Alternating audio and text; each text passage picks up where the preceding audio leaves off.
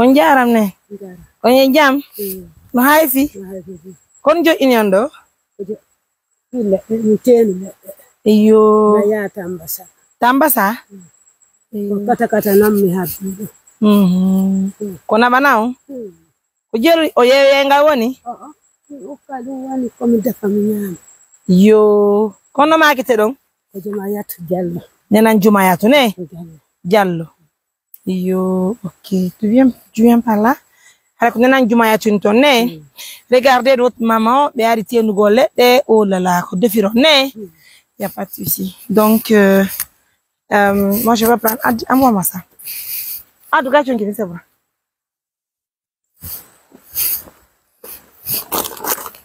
Nena Jumayatu.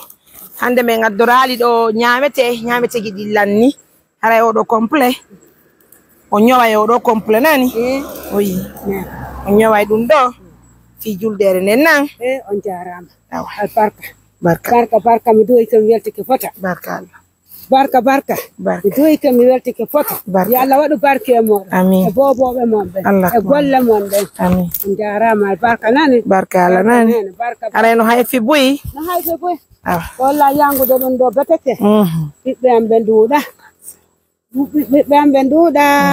do sammi nani jogu nyongo barka modi amma igila rowan woyyo bo ho yanko warba ben ko bari do fota do woyyo de ko do fota do du wala yangu de na do ni jotto na ka suud woyyo gonga mon nene on jarama barka ne barka na awa mi doyke awa on hobe baraji illannata awa nane awa barka mon popa barka mon ngofo awa jiwe mon ko no foto wa honno ko ni be jelo nayo ah thank you mesdames et messieurs, quel est le partenaire qui va surprendre notre maman à avoir de la nourriture pour qu'elle se tranquillise pour la fête de Tabaski à la maison? Ça me fera plaisir en tout cas de l'accompagner. J'invite les partenaires de confiance de nous aider pour l'assister de plus. On va voir si on peut trouver taxi moto pour elle hein. Darren c'est taxi moto on a balé midoi on habi baraji dillana tanen awane nane barka mora barka na rowan barka midoi ke nane midoi ke nyanda wa nyanda ne amin regardez ça en tout cas jano no ted no ted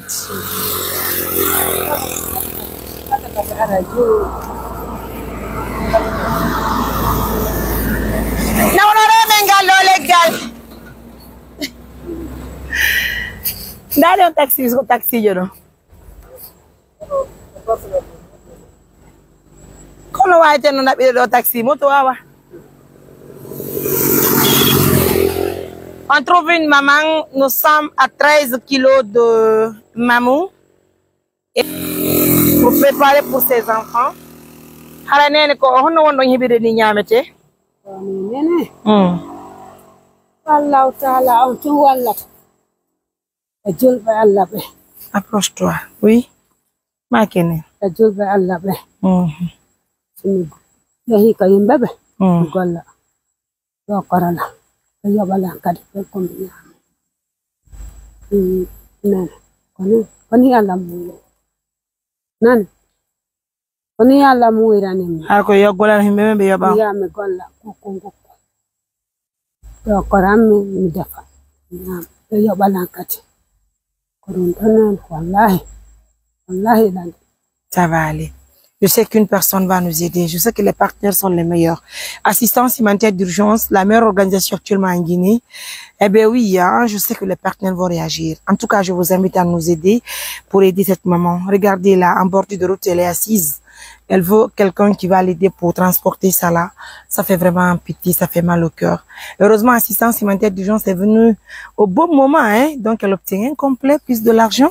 Elle va coudre ça pour la fête. Et en plus de ça aussi, ce que les partenaires vont nous aider. On va trouver de la nourriture pour la famille. On va aller faire la remise, Inch'Allah. Il a mal téléphone.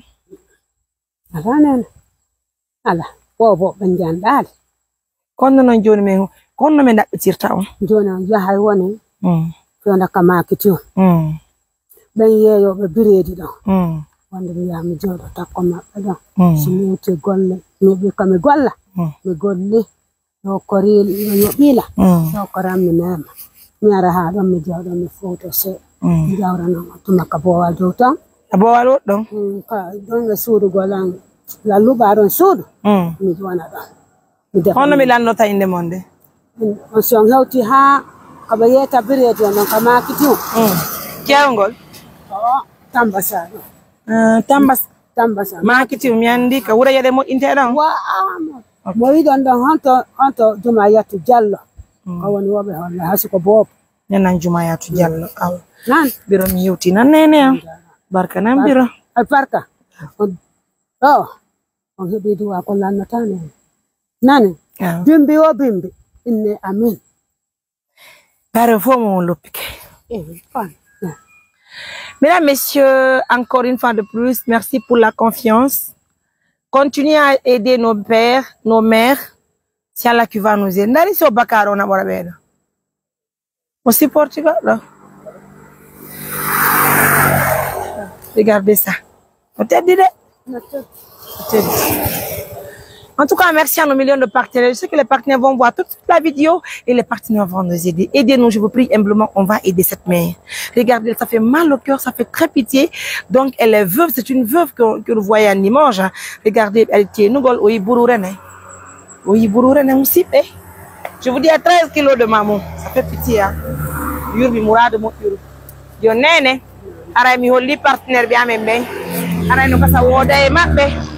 O walliti men si Allah jabi nani fiye me wa okkordo nyaamete nan nene an si woni be okkori men min doga me yamen taw ya nan nene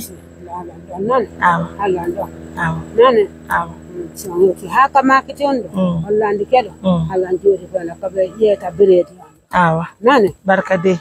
Mesdames, messieurs, merci à tout le monde pour l'attention, pour la confiance. Encore une fois de plus, prenez bien soin de vous. Je vous demande humblement de partager la vidéo. Assistance humanitaire vous demande de l'aide pour qu'on puisse assister cette maman. Suivez-la et partagez la vidéo. Bye.